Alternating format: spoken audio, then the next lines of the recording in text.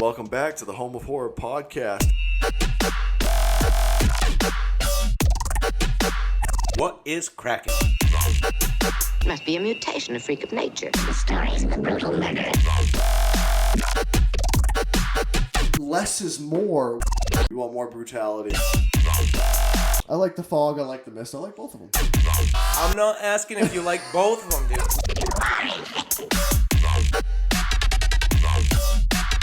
Surely I made enough noise to awaken the dead. And welcome back to the Home of Horror podcast. I'm your host, John. This is my co-host, Matt. Matt, say hi. What is cracking? We got a doozy for you, folks. Always a doozy. Always a doozy. Always a doozy. This one's a doozy. technically a doozy, yeah. The Big 2-0. Big 2-0. Happy 20th, man. Happy 20th episode, man. It's a long time coming. Jeez. I feel like after a year, people have like 100 episodes. Right. We have 20. We're a little slow. We're from Maine. We like to put the work in. Right. That's the whole point. We like right? to, yeah. So how's shit going, man? It's going well, man. We actually haven't been in the studio for a couple weeks here. Yeah, it's been a minute. Usually we go every other week. It's been like 3 weeks now. Yeah. Something like that. Yeah. Still killing it. Ready to go like we always are. Yeah. Today we are talking about The Silence of the Lambs. Great movie. Great movie, man. Jodie Foster, Anthony Hopkins. Oh, man.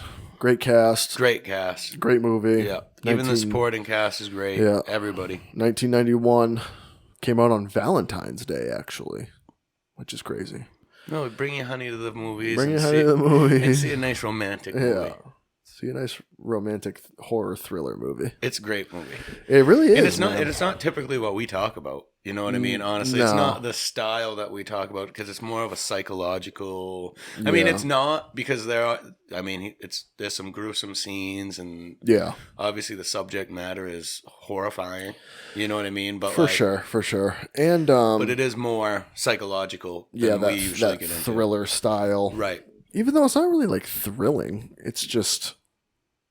I mean, it's still a horror movie. Yeah. I think a lot of people probably have the debate on the movie, but it is considered the first horror movie to win Best Picture at the Oscars. So, Right. I mean, it's considered a horror movie. I would consider it a horror movie. I know it's not horror. You know what I mean? It's not demonic. It's not monsters or whatever. But a lot of blood and guts or gore. There's a little bit in there, but yeah, it's mostly psychological. But yeah. what else are you gonna do with Anthony Hopkins, man? Right. Brilliant. Is this Anthony Hopkins' favorite role for you? You know, he's had some He's had some good great movies, roles, but you know? yeah, probably. Yeah, me too. He's always gonna be Hannibal fucking Lecter. What's some other good ones? I mean, he was in the movie, as far as horror movies goes, he was in The Right. You remember that movie? He was in a movie called The that's Right. right, and he was like a priest. Demonic possession movie. Yeah. That movie was pretty good. Also, Hearts in Atlantis, Stephen King. Great story. I'm trying to think of some of his other big ones. I'm sure there's Oh, I mean, there's fucking tons. hundreds. Guy's a Class A actor. So is Yeah. Jodie Foster. I mean, great acting. Absolutely. You know, top Jodie- of the line here. Ted Levine. I mean, Yeah. holy crap, did unbelievable as Buffalo Bill. Yeah, he did great Crushed it. role.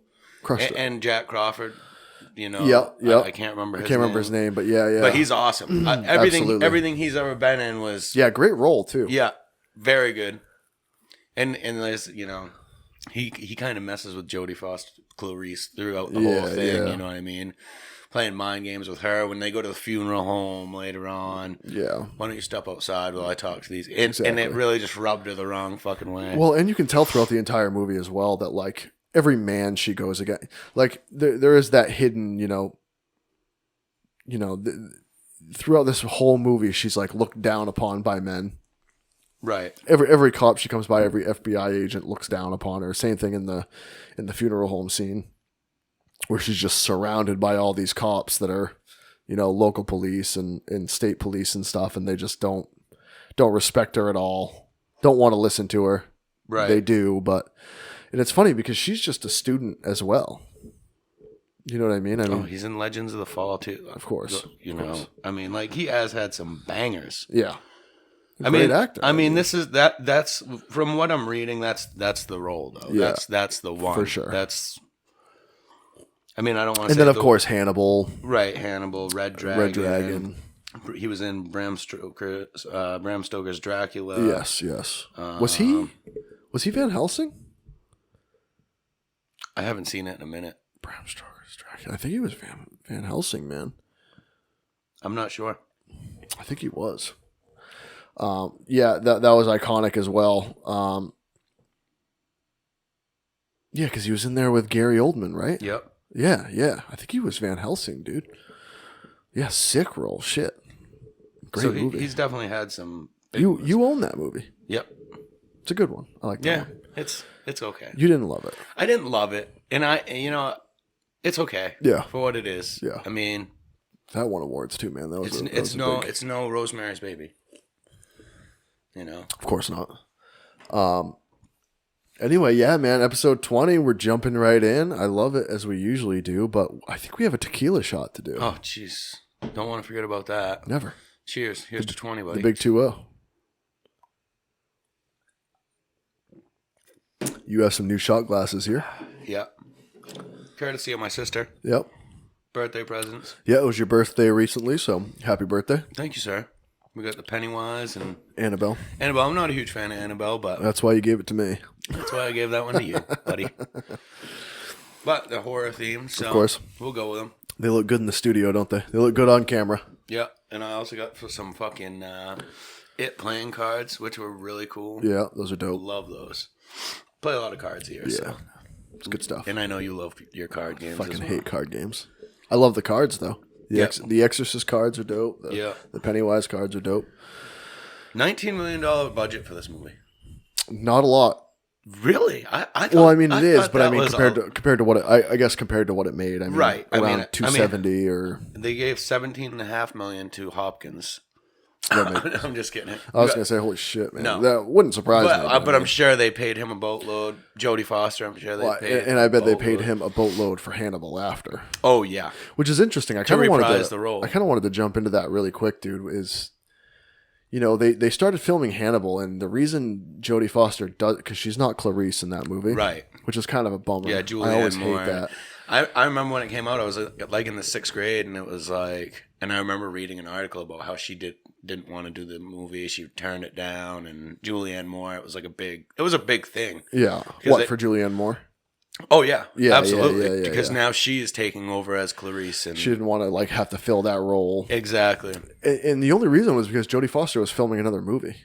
Oh, I thought Jodie Foster did not want to do the movie. No, she was just filming another movie. She couldn't do both at once. They should have waited. Dude, wait on it.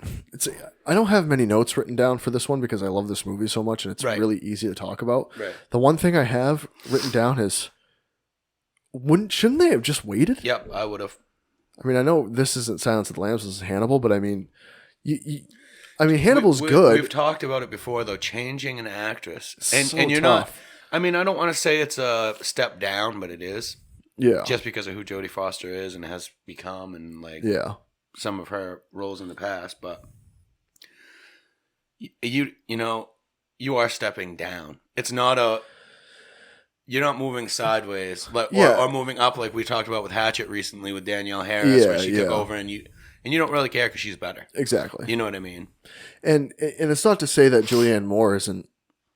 No, she does a good job. She's good. It's just it's hard to change that type of role, and it's like, wouldn't you just an iconic role? Better off waiting, and then you probably would have had a killer trilogy of Silence of the Lambs, Hannibal, Red Dragon, and then obviously they did Hannibal Rising, which was hated Red Dragon. Yeah, it's not great. It's definitely not great, but I mean, at least those two movies would have been it would have carried the franchise a lot more, Yeah. Hannibal Rising was dumb. Red Dragon wasn't unbelievable, but I mean, Hannibal still has some awesome fucking scenes in it, dude. Yeah.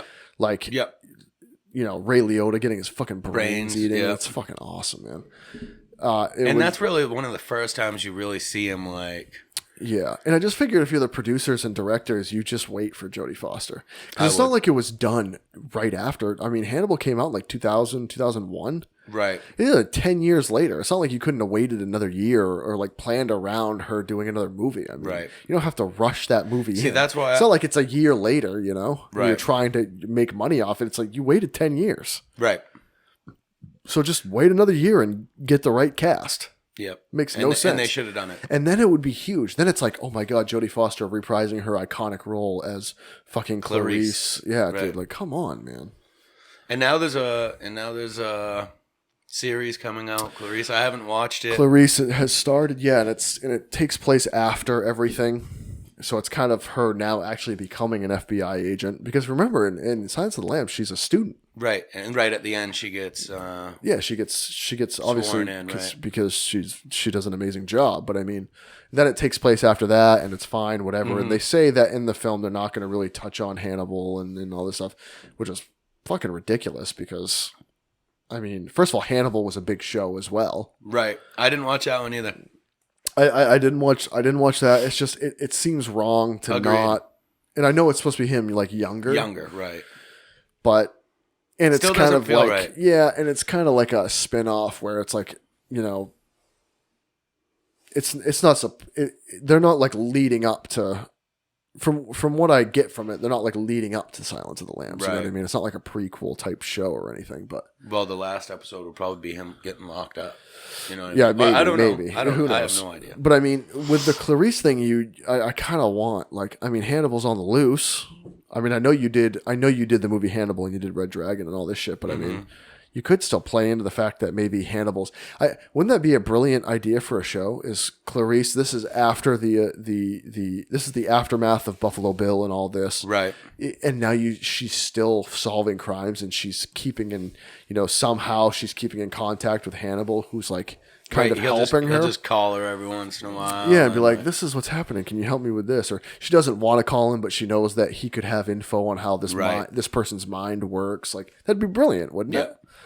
But they won't. And it's like, oh, I mean, don't get me wrong. I like Clarice as a character, but on her own, No. doesn't work without Hannibal, right? Right. And Dr. Lecter. And the thing is, he is a standalone. You know, he's a standalone character. He doesn't need Clarice. No. And the thing is, this movie really isn't even about Buffalo Bill, but it is. It's supposed to be. It's supposed to be. And it's really not. But it really. And it's weird because Hannibal plays this side role, but like it feels like his interaction with Clarice is like the main reason you're watching Absolutely. the movie, obviously. And I think that's what they went for. Yeah, I don't know. Even though Ted Levine does a brilliant job. Would you fuck me? Yeah.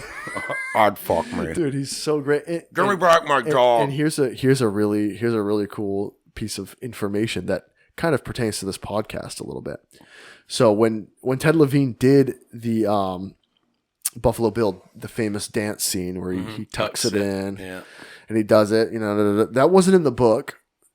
And by the way, this is a one of the few adaptations that's like people consider is better than the novel, even though people really, even though the novel is like high up there with like great novels, right? People still say that the movie is better. Have you read the book? I have not. No. But I just got that, Right. a lot of word out there that this adaptation is actually better, and there's not many cases where that happens, Yeah. But anyway, so to do the scene's not in the novel, but they wanted to add it in to kind of give you this idea of who Buffalo Bill's trying to be as a person, right? Because the whole point is that he's mentally unstable and doesn't know who he is. Because at first they're like, he's a transvestite, he's trans, right. But he's really not yet, right? He's like trying. He's trying to identify as another person because he doesn't like who he is, right? That's the whole point that Hannibal says. Like, you're looking in the wrong area because he's not trans. He's actually not yet. He might want to be, just not in the right way. He's trying to get away from him as his own identity as a person. Right. So it's a kind of an iconic scene for that and part of the definitely iconic and important for the movie, right? And so Ted Levine for that scene said, I need some liquid courage. to do this scene because it is an awkward scene, Oh, right? yeah. We know firsthand right now, we're trying to film a short film that we've been talking about in the past to all you folks that we've been working on, the little project we've been doing, and we've come to find out that acting is not all that easy. Liquid courage. You need a little long liquid way. courage. And I mean, not too much. Not too much. Don't do too much. Right. But it's hard to do. Acting's hard to do. Absolutely. And especially for scenes like that, even professionals, it's tough to do. That's like Sleepaway Camp when they did the scene at the end of Sleepaway Camp. Remember we talked about that? Yeah. It was a college kid that said he'd do it, and then when it came down to it, he really didn't want to do it, and they just kept feeding him booze, kept feeding him the beers. Finally got him to do it. Finally did it. And he could do that back then. Right, and he doesn't, I mean, there's no name on There's no credit. He didn't even want his name in the credit. He wanted Who fucking knows who that guy is? Yeah, no. You know? And so he needed a little liquid courage to do the scene. Mm-hmm. So guess what he was doing? Tequila. Shots of tequila. Love it. That was his go-to. He did a bunch of shots of tequila, and then he did the scene. So it kind of pertains to this this podcast. How good was he in that fucking movie? Man, he was Truly unbelievable. and it's cool because you can really it's interesting because they didn't even get. You would think it would be easier to cast someone who has like some feminine characteristics, right, to play that type of role. And I'm sure if they remade this movie today, they would get someone who has like that maybe metro feel or like, you know, has some feminine characteristics because it'd be way easier to play that side of Buffalo Bill. But genius to get Ted Levine to play it because he's a man's man as a character. He is. He always is in every other movie too. He has the deep, dark voice. Yeah, he's great. And his accent and just everything about it is like very manly. And he's got some chops, man. He has quite a bit of range. Like honestly, yeah, absolutely. Like, he can play any role. I mean, I don't know if you ever watched that show Monk. But But he was the police chief in that, and exactly. I mean, to go from that or from Buffalo Bill to that character, and and he has had a lot of stuff in between. Oh, of course. But I'm course. just saying, like, but all those things in between are his same. They never have him change his voice, right? Never have him change his look that much. Yeah, like he's always the same character because of who he is as a person. Right? He has that deep, dark voice. Give me back my dog. Yeah, and it's like so funny that he can put on this mask, so to speak, right? Skin, right, and become and play this character that wants to be a woman. So wants to be a woman so much that he's literally taking the skin off women's backs to become one. Just such a cool role, scary role. Yeah, I remember watching this when I was a kid, man.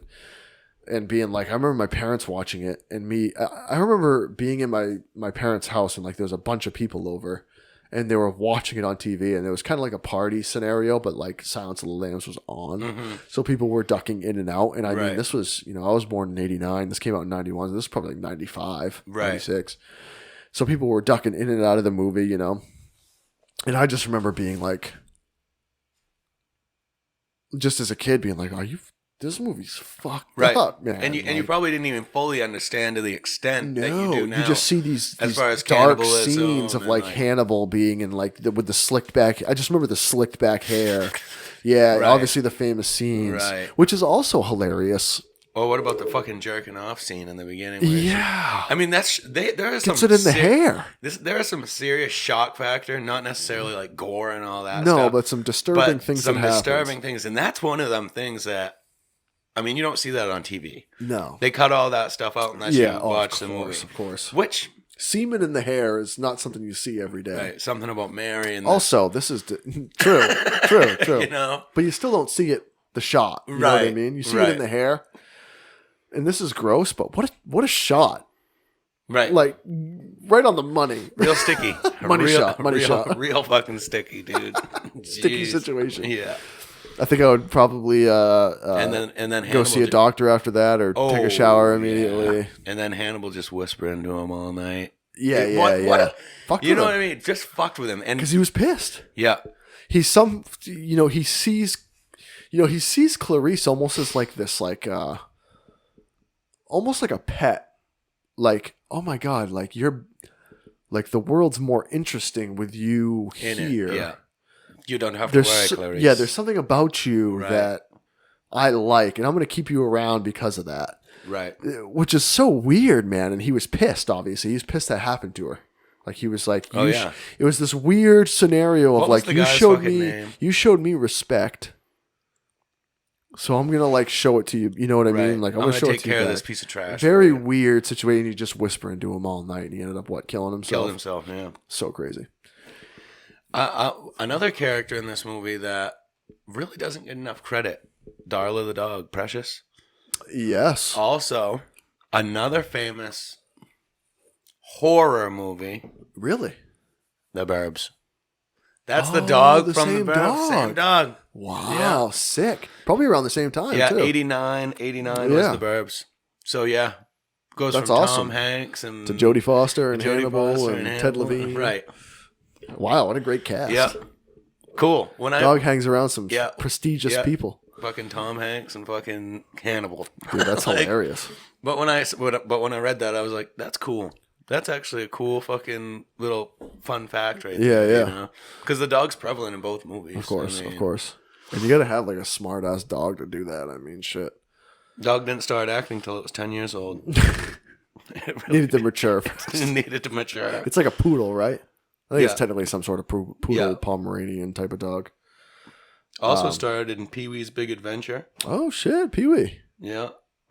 Crazy. And Batman Returns. Wow. It's got a list. That's a list, man. Might have been the biggest star in the movie. Seriously. Jeez. Probably one of the more famous pets, if I'm thinking about it now. Yeah. Maybe the dog that played Air Bud. Air Bud. What about Bart the Bear, who was in like The Edge? Yeah. Homeward Bound, I want to say. All those, true. Anytime you saw a bear back in the day, it was like Bart the Bear. But still, I mean, Homeward Bound didn't win Best Picture. Yeah. Not to mention, not just Best Picture. I mean, this won the big five for Oscars. Really? Best Picture, Best Actor, Best Actress, Best Director, and Best Screenplay. So not only was it the first horror movie that won Best Picture, but it also won the big five, they call it. Right. So all those awards. And well deserved. I don't know what it was up against.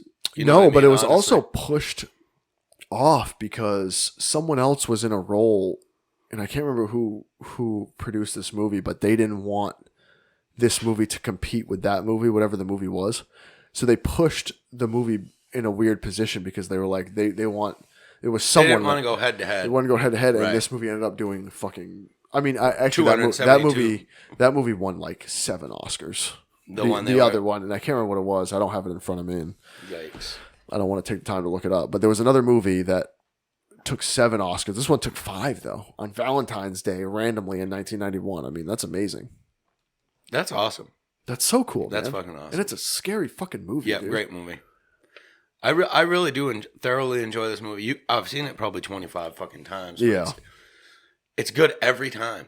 It really is. The ominous tones. I mean, even just looking at, because I like the cop, you know. Yeah. I do like that type of shit. I know you're not as big on it as like, going into cases and all that stuff. As far as it always leads to good dialogue for sure. Right.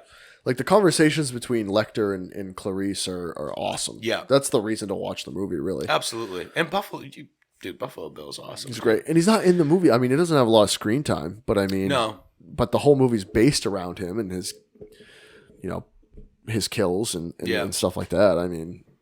And when he gets the woman in the fucking van, can you help me move my couch? Oh, that'd be great. Yeah. You a size 14.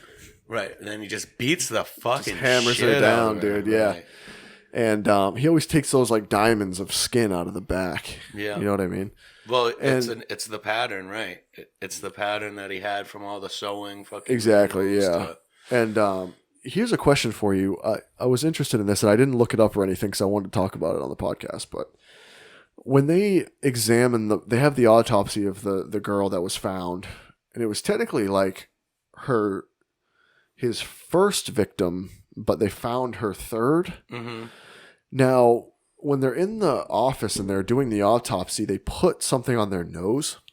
Do you know what that is? It's probably Vaseline or is it like a smelling thing? it's like or a Vicks. Or you know what I mean, like when you rub Vicks under your nose. Is it just for a strong scent so you don't smell it? Gotcha. The That's what I figured, but I didn't know if it was like a common thing to happen in the. Yeah, I don't remember.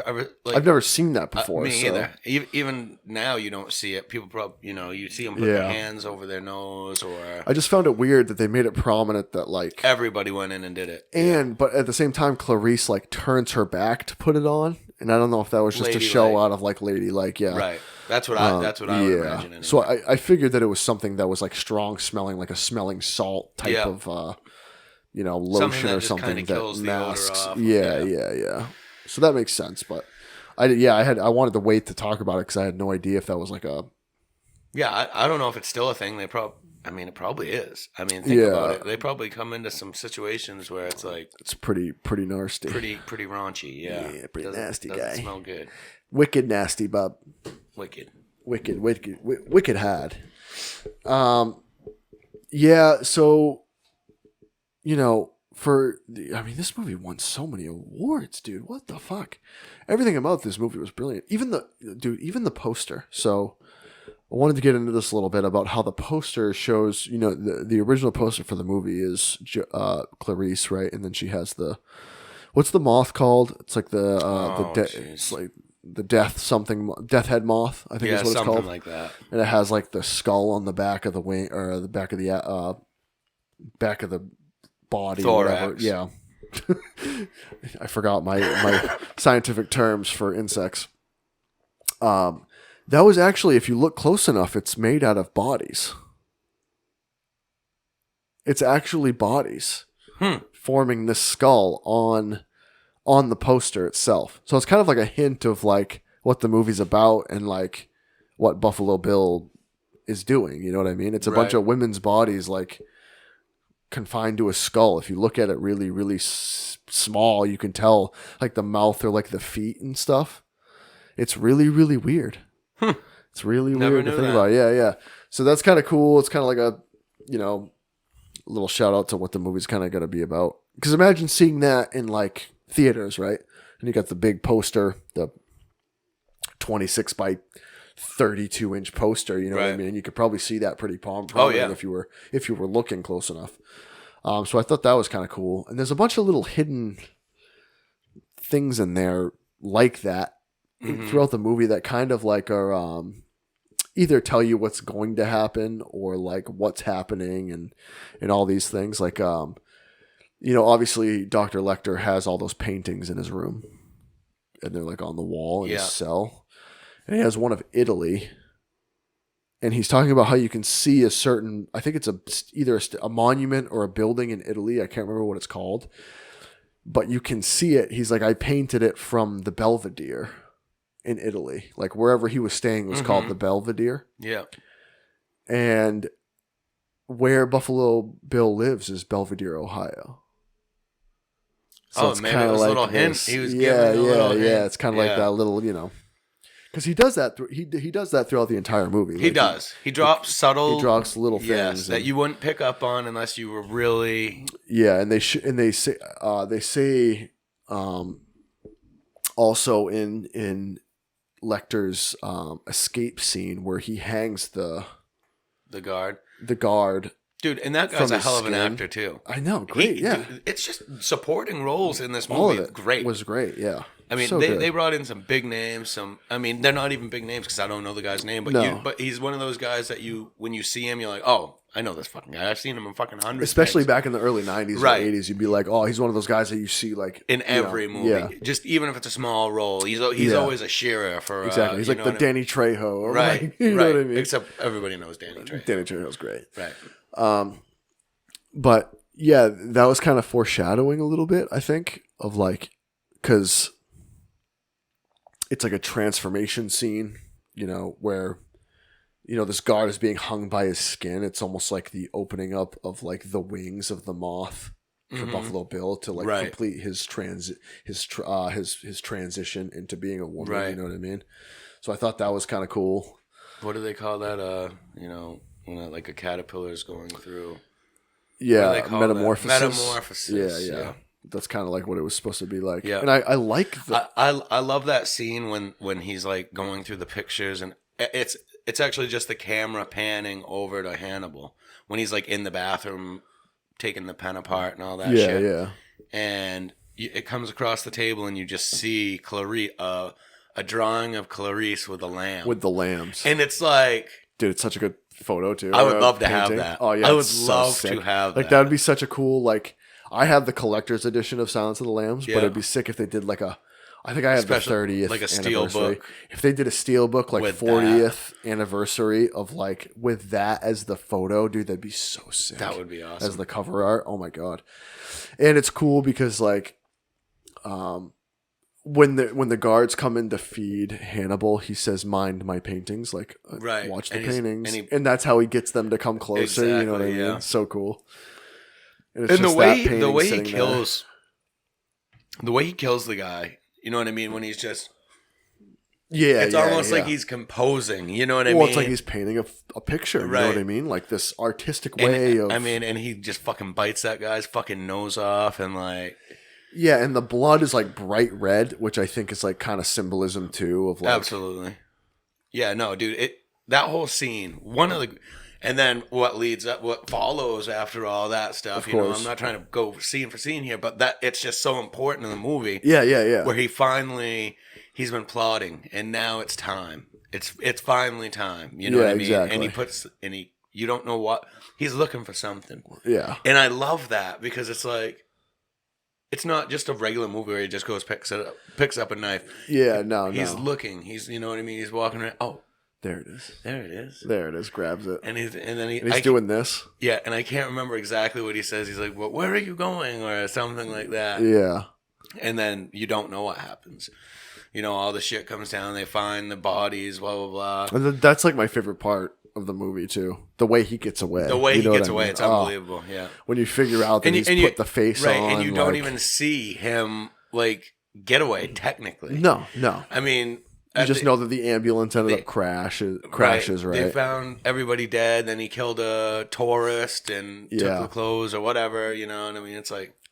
It's cool. Fucking awesome. And it's mysterious, just like he is, you know what I mean? Like, he just gives off this persona of, like, I know more than everyone. Like, I'm one or two steps ahead of everybody all the time. Like, I know what's going on. Like, and it makes the Clarice and him, like, those interactions so much better because it's like... He's toying with her the whole time. But there's also something about her... that like keeps him like coming back of like like there's something that she understands about him, and she says it at the end of like you know, oh he'll come back to you, Clarice, when he's gone, you know what I mean, he'll come back to you, and she says no, he would consider that rude, for whatever reason he would consider that like she knows there's something about him, and it's weird. They know each other, they have this connection somehow, and it's so cool. And also, I wanted to point out that because since we were talking about the scene where he gets away, if you notice, he's wearing like all white, which is like kind of terrifying, and it makes it more scary when he has like the bright red blood on his face. Right? That was Anthony Hopkins' choice to wear all white because usually in a jail, it's like orange or it's solid blue, color, but it's never white. It was his idea because he thought to himself. He said, a lot of people in this country have fears of like dentists and doctors already, that it gives off like that all white feel, like the white coat that a doctor wears or the white coat that a dentist wears. You know what I mean? All that stuff is like, for some reason, unnerving to Americans already. You know what I mean? And it's true. Like he looks, with the slick back hair and the all white, he looks really, really creepy. And he's a doctor. I mean, he's legit exactly. a doctor. I never even thought about that. Such a cool thing. He is Dr. Lecter. And I think it's funny how Clarice actually through the movie she calls him Dr. Lecter most of the time. Yeah. And it's like it is a sign of respect because most people would call him Lecter or Hannibal or you know what I mean? So she's respecting him the whole time, and then Chilton at the exact opposite. Of course. Yeah. Yeah, you know exactly. What I mean? So you see that dynamic there, and then with Chilton when he blasts the fucking like Bible Network or you know what I mean? Yeah. He's like, it's one of his sick games that he likes to play. One of his sick torments that he likes to play. He'll blast it as loud as he can after you leave. And it's like not even touching him. Right. You know what I mean? Right. He's one step ahead already. He already knows that like when Clarice if anything, comes down. he's using it. Yeah. He's using that as motivation. He's listening to it and he's finding a way to fucking. Exactly. And the only part that he's not like one step ahead is when Clarice lies about giving him the opportunity to go to that island. Right. And it's funny because he's looking at as an opportunity to escape. You already know who he is. He's like, you know what I mean? Yeah, it's not that he wants a view or to see a tree or to see water. No. You already know he's had that plan to escape, but she's somehow one step ahead of him in that situation. Right. Like, well, really, I didn't think she was going to lie to me. Really, it's her boss. Yes. You know what I mean? Who and I like that scene when somebody calls, her boss there, and he goes, "Did you tell her fucking probationary agent to give him a fake deal and all this stuff?" And he goes, "Well, she's fucking pissed." Yeah. You know what I mean? He goes, "I had to roll the dice. I had to roll the dice. I had to try and get something." Yeah. And because he knew better, we're not moving Lecter. Yeah. No. We're not going to move Lecter. And then of course Chilton comes in and well, she lied to you. Yeah. You know what I mean? And I do love that scene too when he's just he's laying on his bed. You know what I mean? He's laying on Hannibal's bed with his pen and he's just, well, if you help me, I'll help you. You know what I mean? Yeah. And so good. What I do want to know though, which is really irritating to me, I'm not going to lie. The pen. He leaves it on the bed. How does he get it? How the fuck does he get it? I don't know. Dude, every time I watch it, really bugs me. And you want to know. Really you want to know. It's like one of those things that, like, how did he? You know that there's a way that he could get it just because of who he is. Right. But how did he get it? It really does bother me. I'm sure there's like some breakdown out there of it, of how he could have got it. I'm gonna have to look into I bet there's 10 ways. I bet if you Google it, there's like 10 ways that Dr. Lecter could have gotten the pen. You know dude, it is like when you watch it, I'm sure you notice because he's looking at it. He's just looking. He's looking at it the whole time. You know what I mean? And isn't he strapped up? He's strapped. That's what I'm saying. And they're getting ready to move him out. How does he get the fucking pen? Weird. Dude, it really bugs me. Yeah, it's the one thing about this movie that really bugs I wonder if we missed something. I mean, I've watched this movie 1,000 times. I don't think I've ever seen anything. Also bugs me that his nose is just crunched into that. Yeah. It's like, oh, I hate it. I kind of, but it kind of plays to like how calm he still is, of like how restricted he is, how but uncomfortable everything is, but how calm he still is, you know? Yeah. And like how he shows that little bit of surprise when he realized that Clarice was lying, because he didn't think he didn't plan for that to happen. Where he was like, oh. Right. That bitch. But he still doesn't he almost respects it more than because he does say that line where he's like, was that your idea, Clarice? Like, I think it was the name of the island or whatever it was that she was, it was like a peninsula, you know what I mean? Yeah. That he could go to for 1 week out of the year. And I think it was the name that set him off. That he realized he was like, was that you, Clarice? Like, right. Did you come up with that? And she was like, yes. And it was like, this kind of clever. Right. You clever, got me, bitch. Clever girl. Right. Clever girl. Clever girl. No, great. Dude, the interaction between everybody in this movie. Yeah. Him and Chilton, him and Clarice, him, you know what I mean? And then just the way he escapes. Just the way he escapes is just so damn good. And then you really don't hear anything from him until the end. No, again, and that's what's awesome. Which is kind of great because he's gone, and then it's like Buffalo Bill's time to kind of shine in the movie. Now we're gonna get back to Buffalo Bill, and now we're gonna do all that. And I love the way when they're going to find Buffalo Bill, and you hear the knocking on his door, and he's like fucking, and he's putting his shirt on, and the FBI has surrounded the whole house and all this stuff, and you're thinking, well, here we go, the showdown right here. Opens the door. And it's Clarice. Just Clarice. You know what I mean? And it's so damn good. Yeah, the way they shot that, it's just really, it was really brilliant to do that. Yeah. Because it does make you feel like, okay, this is it. This is over. It's all coming to a head right now. No. And then the only way that she really even gets tipped off is the moths. Yeah. Right? And because they're only bred in Asia or something like that. And the moth comes in and lands on like sewing, sewing stuff, and she sees like the material roll and stuff like that, and she's like, "Oh fuck!" I'm putting it all together. And he's got like a magnum on the stove top that you can see like on the other room. You're like, "Oh shit!" Like so good. Something's gonna go down. The way they shot that scene was very good. Yeah, the way they shot the whole movie was good. Even when when she says, "Put your hands up," and he just has like 1,000 cards in his hand, and he just tries to drop like the way he drops, dude. It's like so a dramatic good. theater scene where he just like loves it. You know what I mean? Would you fuck me? I'd fuck me. It's so good, dude. He is so fucking good. Yeah, and of course the iconic. It puts the lotion on its skin, and or else it gets the hose again. And here's another thing. At the end, I can't remember the girl's name that's in the hole. Do you remember it? The senator's daughter would know. Yeah. She's kind of a bitch. At the end? Right, and when she's like, "Don't leave me in here, you bitch!" Just like, shut up. Right. This guy's loosened the fucking... Right. I have to stop him before I can help you. You're in some weird, like, fucking layer of, like... Yeah, and she's a bitch.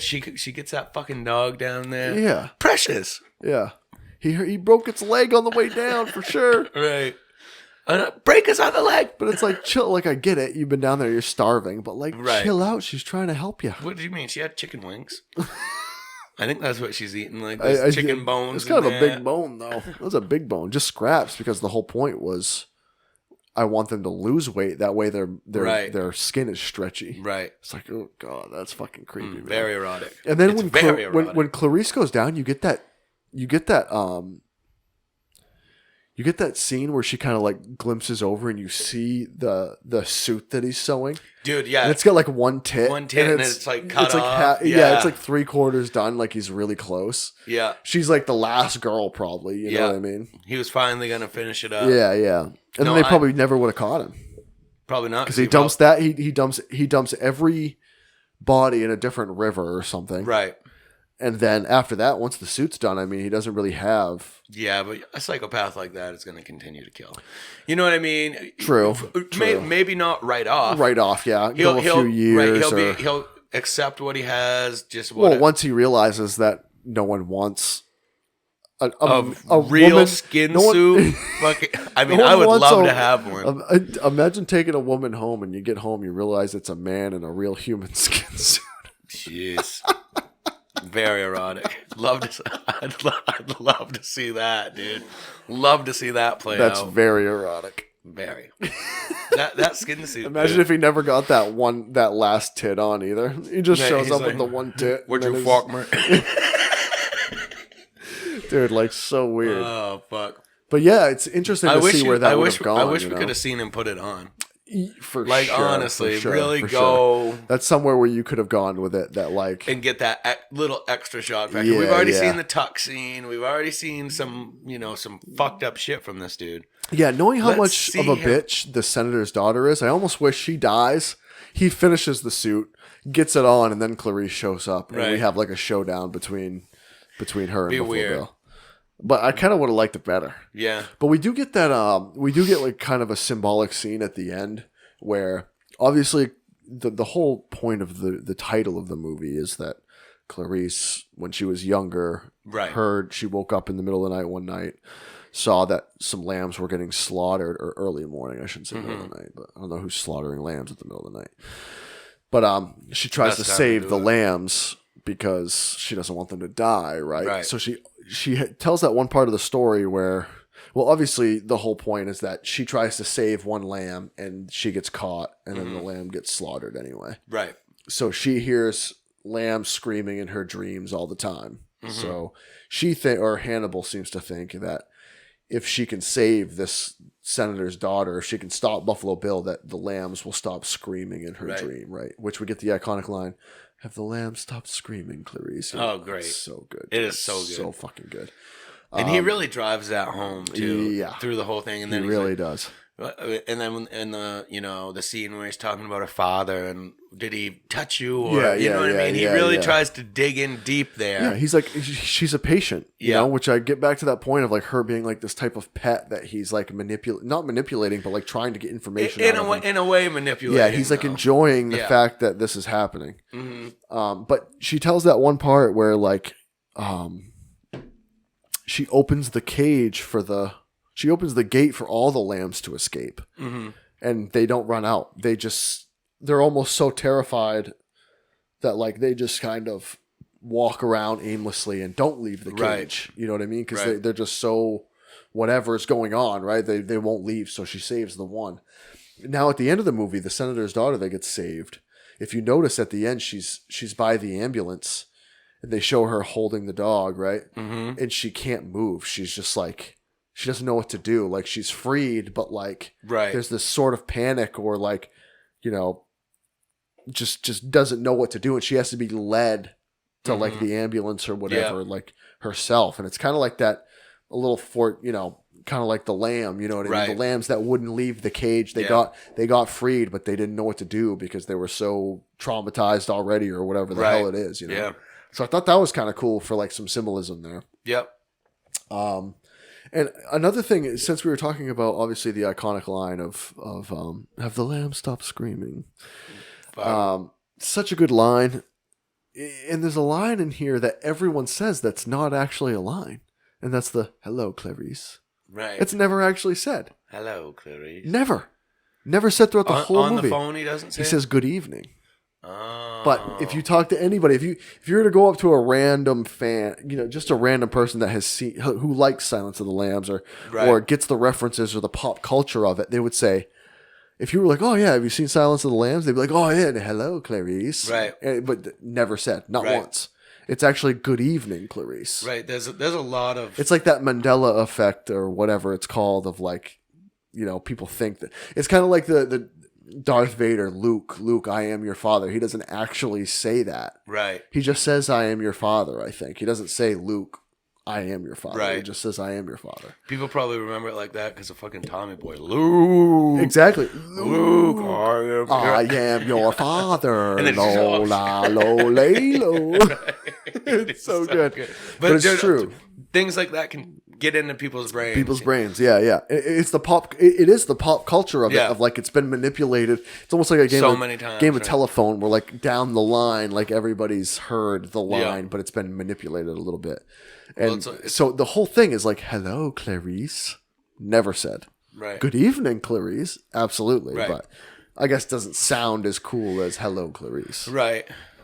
There's a lot of lines in this movie, though, like the lotion on the skin. Yeah. Ada's, Oh, of course. Yeah, there's many other. There's many other. Yeah. Right. Ada's liver with some fava beans. Right. And a nice Chianti. Right. So you know what I mean? There's so many lines in this that just when they were making it, they had to be like gold. This is fucking gold. Oh yeah. This character, the mask, that mask that he's wearing. Yeah. Like it can't bite someone. Right. You know what I mean? Unbelievable. And they give the idea that he will. Obviously, in the scene where he bites the guy's cheek, you know what I mean? Like he's that, even though he's way more sophisticated than that. Like, he's not biting that person to eat food because he's a cannibal. It's more of like a weapon. Just it's like an attack thing. And and in real life, he's more sophisticated. He's actually going to cook your brains, like we see in Hannibal. Right. Like he's going to cook it with some seasoning and like some red wine. You know what I mean? It's not going to be just a bite of the face. Would you try human? No. Yeah, me either. I mean, I hope I never have to. Who knows if we even have? I mean, there's some fucked up people out there. It's true. I'm just saying, like, McDonald's has like hundreds of thousands of people that work for them, probably millions. Who knows what the fuck is in their burgers? No, right? dude. Well, they're the biggest investor in worm farms in the world, so maybe human farms too. I mean, and this podcast is brought to you by McDonald's. Gross. No, but no, obviously not. I mean, you won't eat yourself, but I mean, even I've never tried any brains. Armie Hammer, do you know the actor Armie Hammer? Yeah, he's now being accused of being a cannibal.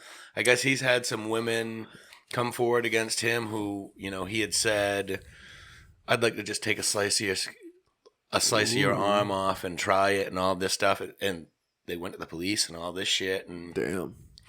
And I guess he said it a few times. Oh yeah, he said it to multiple women, like fucked up shit. Just a natural Hannibal Lecter, right? And I guess his excuse was that he had he's been with so many women that he's just trying to he's trying spice it up. Yeah. He Yeah. wants something different. Gotcha.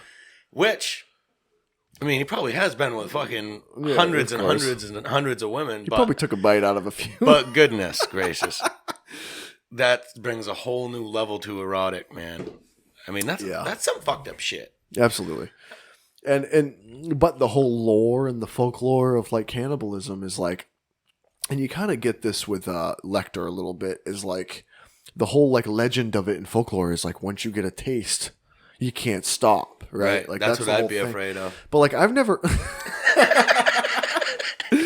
But I've never even had like animal brains. That's like a thing too though, isn't it? Oh, I've never. I think people do eat brains of some sort. Have you ever had like a tongue? Yes. Yes, I've Like, had I couldn't do it. yeah, I've had this is couldn't do interesting. I've had pickled lamb's tongue actually.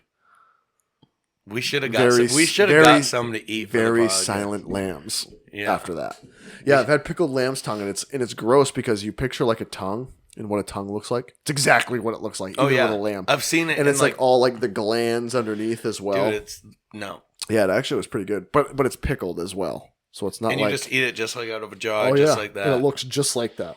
It's like pickled pig's feet and all that stuff. I don't think I could do that. I've never had that. I think I'd be more apt to try human. But honestly, but people do eat like animal brains. Like it's like a delicacy some places. Oh, I'm like sure. like a goat brain or like a, you know what I mean? Like Yeah, I'm they, sure. and they fry it up like really small pieces and shit. Like they do it like the way Lecter does it in Hannibal. Mm-hmm. Just the little pieces and stuff. It is a delicacy some places. I'd have to imagine. I've seen it somewhere where people do eat brains and stuff like that. So, I'm sure. I would try that. I mean, I would try that too. I would try like I'd try human brains. I would not. Fuck it. I would not. Dude, Grow it's up. meat. Grow It's up. fucking meat. I mean, goodness gracious. Imagine if you were in a hospital and they're like, yeah, so we have this opportunity to, this guy donated his brain. He wants We to have let an you try opportunity it. to try. I mean, I'm sure it's terrible. There's no way it's good. Why do you think that? I don't know. Just Because I'm human? Right. I'm sure it's I've been told terrible. not to eat that. That's what makes me want to try it. You tell Well, that's somebody. why they say the natural cannibal will tell you, once you get a piece, you're never going to stop. Right. It's like the good old liquor. Here's that. What Cheers, are we buddy. on anyway? How long have we been going? I'd love to know. Almost an hour? Almost an hour, 52 minutes. Take a nice shot. We'll do one at Cheers. the end as Oh, well. yeah.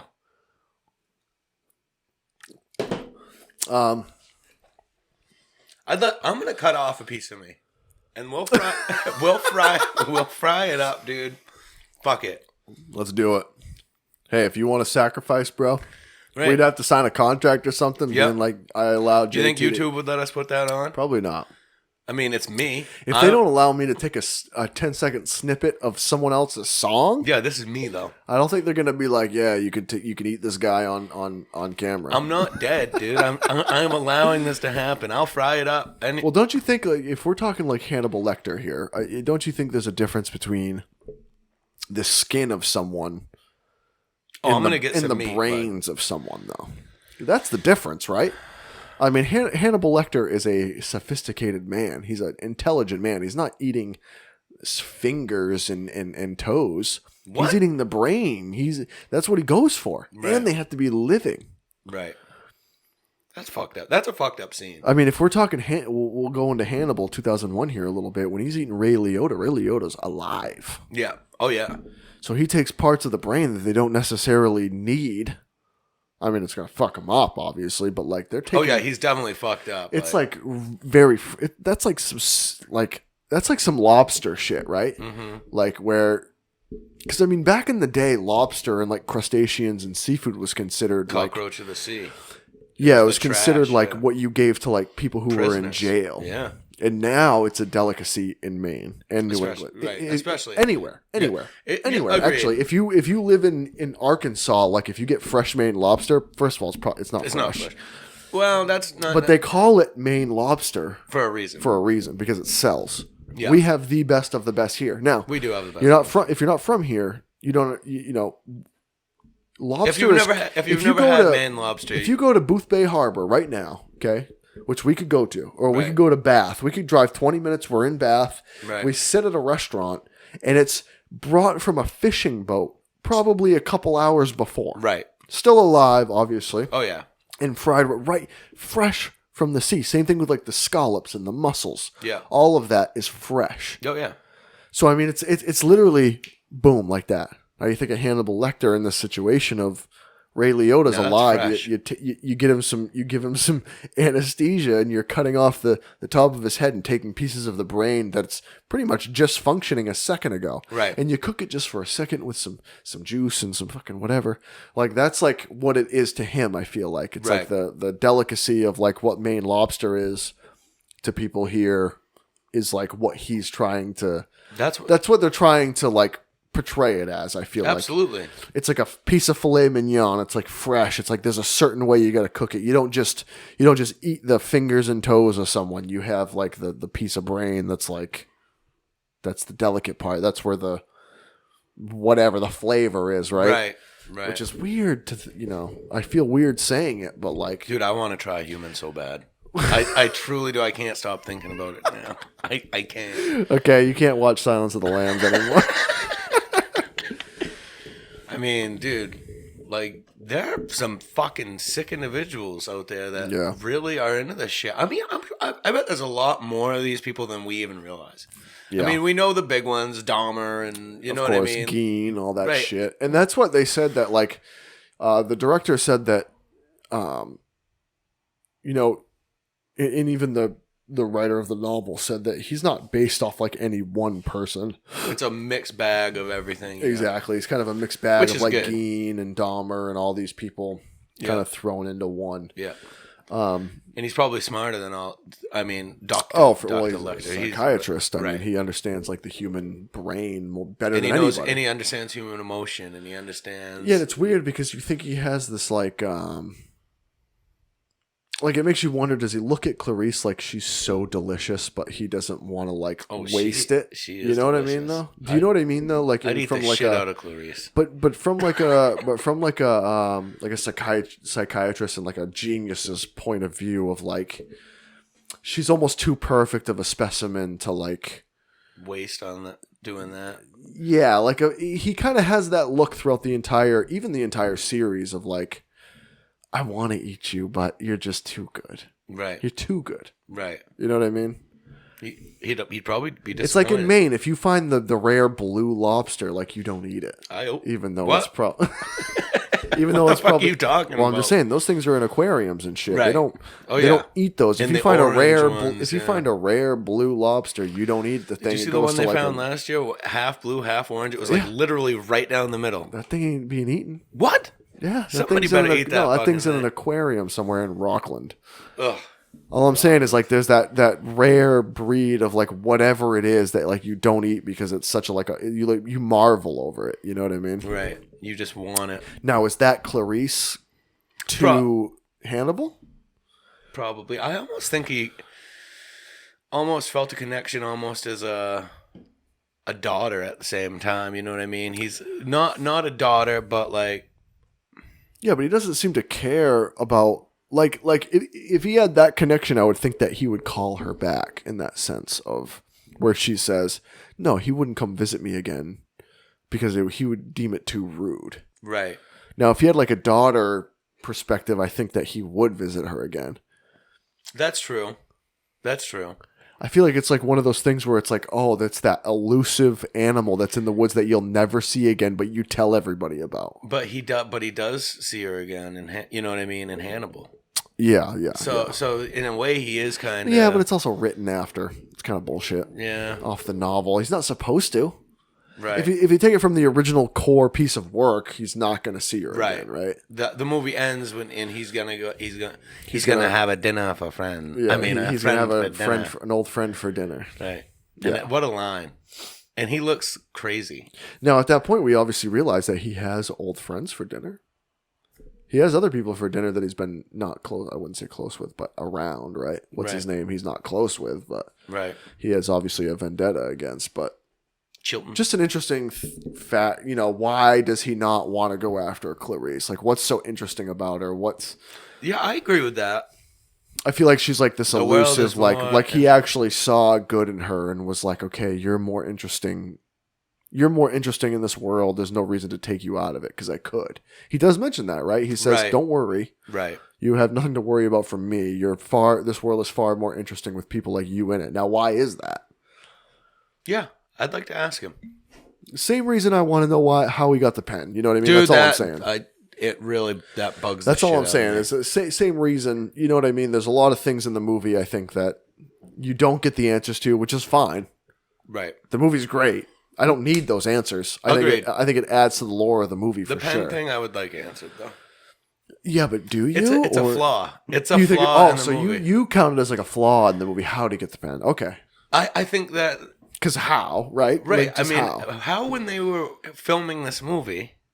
No, you really don't think there's anything we've missed. If you guys know, I don't think there's any. I mean, I will post that. Well, we're gonna post this on social media. We'll post this to you guys. Anybody listening? How the fuck did Lecter get the pen? How to get the pen? Maybe we missed something. Or maybe they weren't bringing him out right then. But it sounds like get him ready for. Well, you don't put him in. Well, because he tells the guy get him ready for transport. Yeah, but he has a different mask on as well. So maybe he's only restrained because Chilton's in there with him. Because he's in there with him.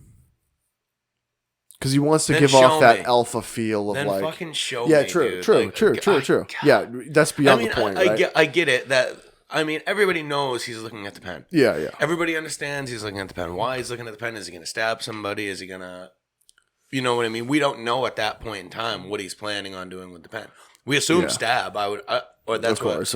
That's what you assume. But no, he's going to take it apart while he's in the shitter. And the way he just holds it in his hand. Well, it's true. And because the following scenes is pretty much him getting transferred. So, like.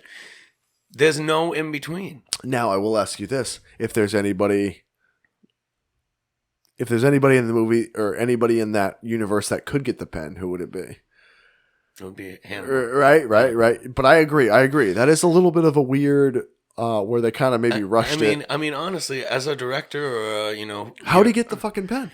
You're not watching this movie after it's edited and going... Hey, I wonder if there's something in the novel that you could find that's maybe kind of a... I don't know. I would like to know, though. Yeah. For sure. That's interesting, man. That's a good idea. Well, we'll post that. So we'll post this snippet on social media, on Instagram, and if you guys know, maybe we missed something, bro. As many times as I've seen this movie, I haven't thought about it that much as well. So maybe there's something. But we're coming up on an hour here. The Big 2-0. The Big 2-0, man. Great episode, man. Great fucking movie. Yep. They could have done better with the sequels. Yeah, absolutely could have done better with the sequels. Yeah. Almost wasted Hopkins, in a sense. Yeah. I don't want to say wasted. Because it's still Anthony Hopkins and it's still enjoyable. Well, Hannibal still has some great scenes in it. It's still a good story. It would have been better with Jodie Foster. Of course. You know what I mean? And there's just things they could have done different. Well, because there's something missing. Like, she's not there. That you need those two to have that rapport, especially 10 years later. Like, I know, and is that why you had every chance to get her? Is that why they didn't wait? Because they wanted that 10 years after. Well, whatever. I mean, then do it 11. No one gives a shit about it at that point. You could still do the story 10 years more later. More than 10 years after. Yeah, there's no... Right. I mean, there's nothing in, like, the trailer of that or, like, all that stuff that, like, points to the fact that they wanted to do it 10 years later. It just happened that way. Right. So, I mean, there's no excuse for not getting her. I truly feel that. But anyway, hey, let's get a horror movie trivia in here. Usually, we last episode we did this at the beginning. We're doing it right now, so so we don't forget to give the answer. Absolutely. So we'll just do that now, and we'll see what we got here. In the 1991 movie Silence of the Lambs. I'm just kidding. I was going to say that was actually our last. That was actually our last thing. What is the name of Laurie Strode's daughter in the 2018 movie Halloween? A. Karen or B. Stephanie? And we'll give you the answer now. It's Karen. Yes. No, it's Karen. It's Karen. Okay, Karen. I actually kind of... I mean, it's nice for us because we can just... If we don't know the answer, we can give the answer. But I kind of wish there wasn't multiple choice. I think you need it. You know what I mean? Well, especially for us, right? especially for us giving it. Right. But Most people wouldn't. Well, for the product, yeah. I'm just saying, Right. Yeah, it's Do you not want me to give the multiple choice anymore? No. Well, if we're gonna guess, okay, let's do. I'm gonna do one more. You do one more? Oh, I love it. Okay, let's do one more. Who is the villain in Black Christmas? I've never seen Black Christmas. Do you want me to I need the multiple choice. A. Simon or B. Billy? I'm gonna say Billy. Yep, got it. Yeah. Great See, job. that's too easy with multiple choice, though. I've never seen Black Christmas, and I think people are gonna be pissed about that. I feel like people love Black Christmas. Yeah, I've never seen it either. I'm not a big holiday horror. Me either. I like Krampus. Yeah, I do like Krampus. There's a few I like. When I say holiday, I don't mean like Halloween and I mean like Christmas. Right. I haven't seen like a shit ton of Christmas holiday movies. Christmas horror movies. Like Black Christmas is a big one, especially I think they just remade it. Yeah, they did just remake it. I haven't seen any of them. Yeah. There's a lot of great. I mean, I love horror movies. Obviously, yeah. I am 110% down with horror movies for all year round. Mm-hmm. But I love Christmas, man. Mm-hmm. I like Christmas to be. I'm just weird like that. I like Christmas to be about family and friends and like shit watch like Home that. Alone and the spirit. Yeah, right. And I do watch. Like we talked about. I do like Krampus. Maybe maybe this year we'll do Black Christmas, but I'm not like I don't do like I don't have like a horror movie marathon. During Christmas. Right. During Christmas, yeah. I have a lot of other nostalgic movies. I actually watched The Crucible a few years ago on Christmas. Really? And I was like, seems weird. But I love the movie. Daniel Day-Lewis is just unbelievable. So. Well, it's also historic. And it's historic, yeah. But I've never been a big like holiday horror movie guy, which a lot of people are. I get it. As far as Christmas horror. And it should totally be like a thing. What about like Easter horror or anything Valentine's else? No, horror? Honestly, anything else I'm fine with. Any other holidays, just not even like not that I don't want horror around Christmas. Just I really enjoy like I love Krampus so much because it's really a Christmas movie. It is. You know what I mean? Like, and it's funny. It's not too heavy. No. I mean there are parts that are heavy. Of course. But it's also lighthearted and it's like Black Christmas is like a slasher if I'm not mistaken. Like it's which is fine. It's just like when it comes down to like 10 days before Christmas, I'm home alone. I'm A Christmas Story. It's a Wonderful Life. You know what I mean? Yeah. Like just shit like that. Yeah. But that's just me. I mean, Ernest saved Christmas. You love Ernest, dude. I do fucking love Ernest. Anyway, great episode, man. Glad to be back in the studio for episode 20. Awesome fucking episode. Thank you guys for joining us. We have some great merch. If you go on our Instagram, New England HOH or To Kill a Monster, that's the number 2, Kill a Monster. New England HOH, aka New England Home of Horror. Yeah. You can follow us on Twitter at Home of Horror Pod. Also, we're working on, like we've mentioned before, we're working on a short story right now. We're going to keep working on that. We'll mention it a little bit here and there. What's going on with that every episode. Right now, we're in just the beginning filming scenes. We've had table readings and stuff like that. It's going really well. It's fun. Right. It's a cheesy, shitty slasher movie, but it's really fun. Low budget. Really fun to film. Yeah, we have some great merch if you follow the link in our bios on Instagram. Also, we have some upcoming episodes. So we have our part 3 of our Hatchet series coming up. That'll be our next one. That'll be our next one, maybe.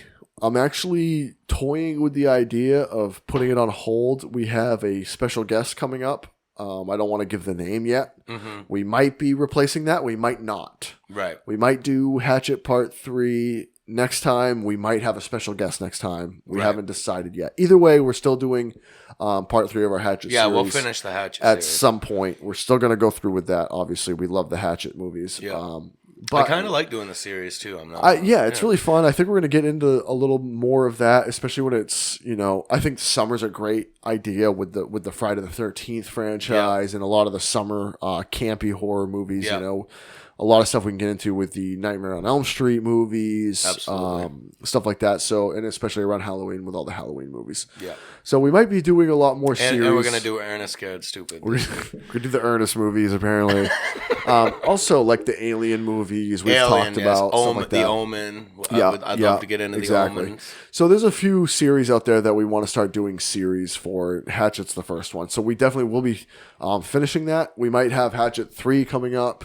We might have our special guest also joining us. Yeah. So we haven't decided yet. We'll let you guys know as soon as we get close to that. But really appreciate everybody joining us. Episode 20. The audio platforms have been doing unbelievable. I mean, I can't even. Right. It's been great, man. Spotify, Google, Apple, Amazon, Buzzsprout. Everybody listening on the audio platforms have been amazing. We're closing in on 1,000 downloads.